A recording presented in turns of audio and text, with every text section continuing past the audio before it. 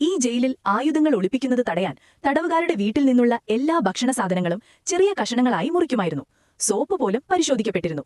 എന്നാൽ സാം ഒരു സാധാരണ തടവുകാരനായിരുന്നില്ല. ജയിൽ ചാടുന്നതിൽ വിദഗ്ധനായിരുന്നു അവൻ. ഒരു ദിവസം ഒരു സ്പൂൺ ഉപയോഗിച്ച് തറയിലെ ടൈൽ ഇളക്കിയപ്പോൾ അവനൊരു ചെറിയ ഗ്ലാസ് കഷണം ലഭിച്ചു. അവനത് പൊട്ടിച്ചു. മൂർച്ചയുള്ള ഒരു കഷണം മാത്രം കൈവശം വെച്ച് ബാക്കിയുള്ളവ ടോയ്ലറ്റിൽ ഉപേക്ഷിച്ചു. പെട്ടെന്ന് കാവൽക്കാർ എത്തിയപ്പോൾ സാം ആ ഗ്ലാസ് കഷണം വായ്ക്കുള്ളിൽ ഒളിപ്പിക്കുകയും ടോയ്ലറ്റ് ഫ്ലഷ് ചെയ്യുകയും ചെയ്തു. അങ്ങനെ അവൻ സംശയങ്ങളിൽ നിന്ന് രക്ഷപ്പെട്ടു. പിന്നീട് ആ ഗ്ലാസ് കഷണം തന്റെ ടൂത്ത് ബ്രഷിൽ കെട്ടി വാതിലിലെ ദ്വാരത്തിലൂടെ കാവൽക്കാരെ നിരീക്ഷിക്കാൻ അവനിതുപയോഗിച്ചു. തന്റെ മടക്കാവുന്ന കട്ടിലിന്റെ ഒരു കാൽ ഊരിയെടുത്ത് അവനതൊരു ചുറ്റികയാക്കി മാറ്റി. ശബ്ദം പുറത്തു കേൾക്കാതിരിക്കാൻ ചുറ്റിക തുണിയിൽ പൊതിഞ്ഞ് സാം തറ പൊളിക്കാൻ തുടങ്ങി. അടുത്തുള്ള സെല്ലിൽ നടന്നിരുന്ന അറ്റകുറ്റപ്പണികളുടെ ശബ്ദത്തിൽ ഈ ശബ്ദം മറയ്ക്കപ്പെട്ടു. പതുക്കെ ഒരു വിള്ളൽ പ്രത്യക്ഷപ്പെട്ടു. അവന്റെ കൂട്ടുകാരും അവനോടൊപ്പം ചേർന്നു. അവരൊന്നിച്ച് ആഴത്തിൽ കുഴിക്കാൻ തുടങ്ങി.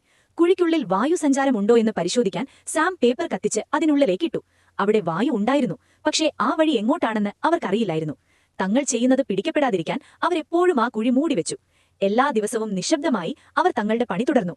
അനേകം ദിവസത്തെ കഠിനാധ്വാനത്തിനും ക്ഷമയ്ക്കുമൊടുവിൽ അവർ ജയിലിൽ നിന്ന് പുറത്തേക്ക് കടക്കാനുള്ള വഴി കണ്ടെത്തി. ഇത്തരത്തിലുള്ള വീഡിയോകൾ സ്ഥിരമായി കാണാൻ ചാനൽ സബ്സ്ക്രൈബ് ചെയ്ത് ബെൽ ഐക്കൺ ഓണാക്കൂ. അടുത്ത വീഡിയോയിൽ വീണ്ടും കാണാം. നന്ദി.